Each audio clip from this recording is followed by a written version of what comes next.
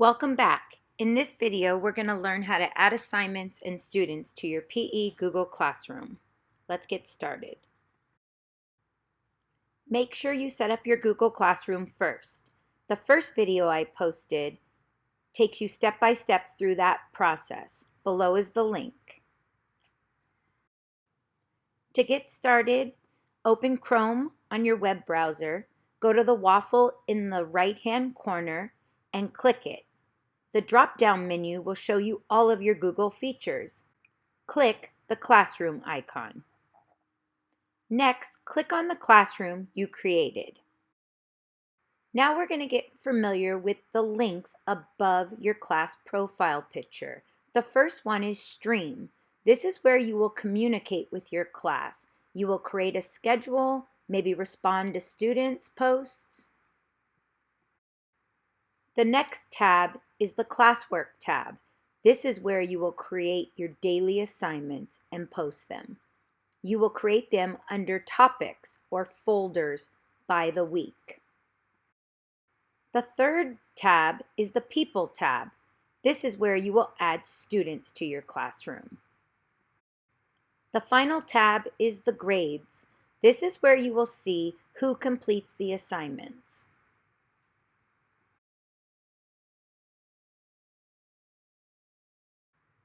Let's go back to the Stream tab and get started.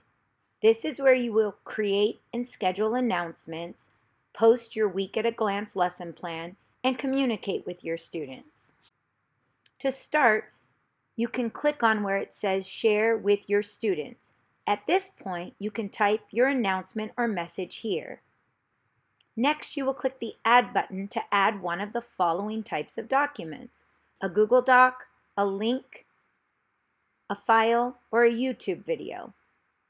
Today we're going to focus on the Google Doc so you can add your week-at-a-glance assignment.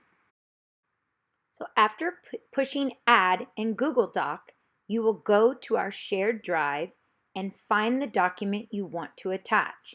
I have attached our first week of lesson plans, the week-at-a-glance lesson, April 20th through 24th. The second step is to go to the link before you post and maybe schedule this post. You might want to schedule it to go out on Monday morning at 8 o'clock, but you put the assignment in over the weekend. This is a great feature because you can do the work in advance and schedule it to post the morning the assignment starts. The final step is to push Post. If you chose not to schedule the post to go out at a later date, it will immediately post to your students at this time.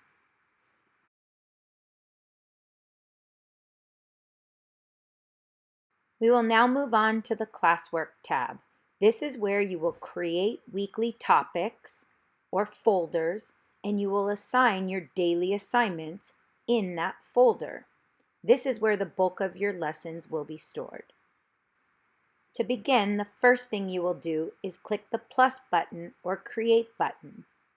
Then you will go down to Topic and create the topic folder. The third thing you will do is name the topic. We would suggest you name it PE Assignments and put the date. Finally, click Add. Now that my topic is in PE Assignments, April 20th through 24th, I can put all of my assignments under that topic or folder.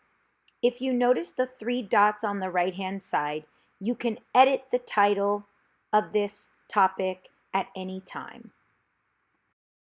Now that I have my weekly folder created, I'm going to put assignments in it.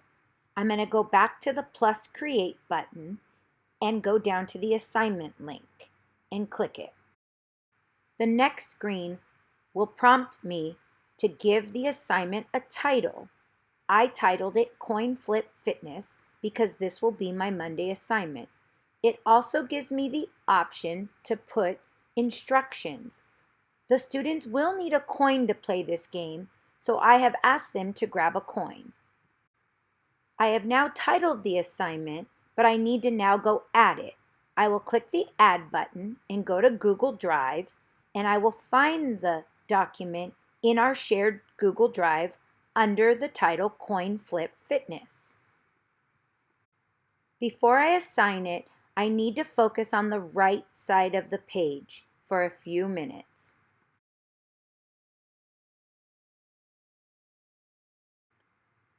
Because we are not grading the assignments, I need to use the down arrow and change the points to ungraded. The next area of focus is the due date. If the assignment was due Monday, April 20th, I want to set the due date for Monday, April 20th. I don't need to put a time because I want to give them all day to do the assignment.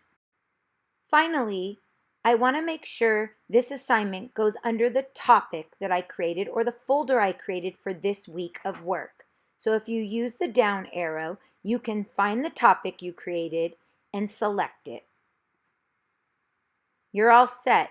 Now click Assign and your assignment should be in place.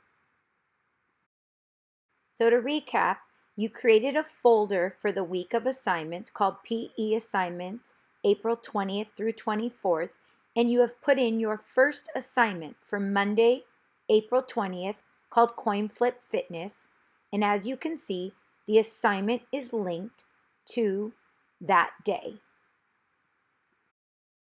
It is our recommendation that on Sunday you put in all assignments for the coming week. So now you will go back to the directions and do this for each day of the week, linking each assignment to each day, making sure each assignment goes under the folder for that week. Once this process is complete, you should be able to open the folder and each assignment and see the link that has attached each assignment to each day of the week. Please check that all of the assignments open, because this is where the students can become frustrated if they cannot see the assignments or they do not open.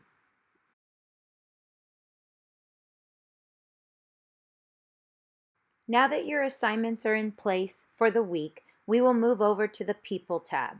This is where you can add students. This is also where you should add a buddy teacher as a student so that they can check from the student's view that your assignments open and work. There are two ways to add students to your class.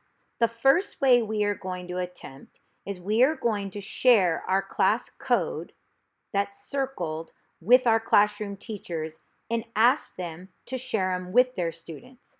Once the students have the code, they can go into their Google Classroom and add us as one of their classes. You can also add students if you know their names. This process is a little more time consuming, but if we give you class rosters, you should be able to add them relatively easy. The details for this process have not been fully worked out yet, but I'm going to show you how to add students with their email. The first thing to remember when adding a teacher or a student, it must be a district email. Next, student emails follow a certain formula.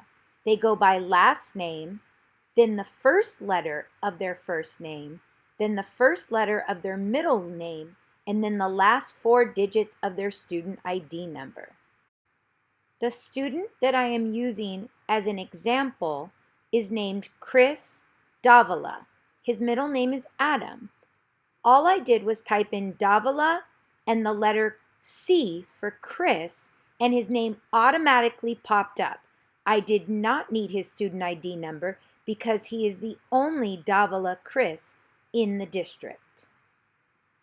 So at this point, I can invite him, assuming he is the Chris Davila that goes to my school, and continue down my roster.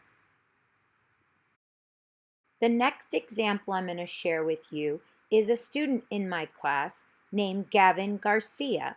I began to type in Garcia, his last name, and then Gavin, his first letter of his first name, and it pulled up all 3 Gavin Garcias in the school district. At this point, I do not have his student ID number, so I do not know which Gavin Garcia is in my class, so I will not be able to proceed. But at least this will show you how you can manually add students if you have their last name, their first name, and you might possibly need their middle initial and their student ID.